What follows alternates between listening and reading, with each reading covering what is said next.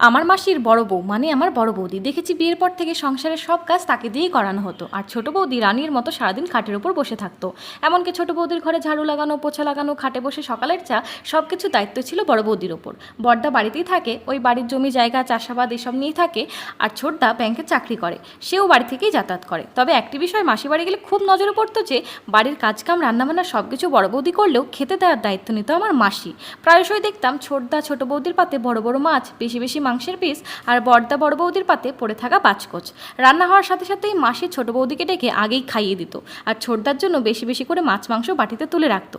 তবে ছোটদার মতো বড়দাও কিন্তু কাজ থেকে ফিরতো, তবে তার জন্য আলাদাভাবে বাটিতে কোনো কিছুই তুলে রাখা হতো না। এই তো গতকাল মাসি ছোটদা বৌদিকে এত এত খাইয়েছে যে মাংস থাকা তো দূরের কথা, বড় বৌদির পাতে ভাতটুকুও জোটেনি। লাস্ট অব্দি বড় বৌদি পাউরুটি দিয়ে মাংসের ঝোল খেয়েছে। তবে কি মায়েরাও নিজের পেটের সন্তানকে ইনকামের ভিত্তিতে দুই নজরে দেখে? কমেন্টে জানিও তো।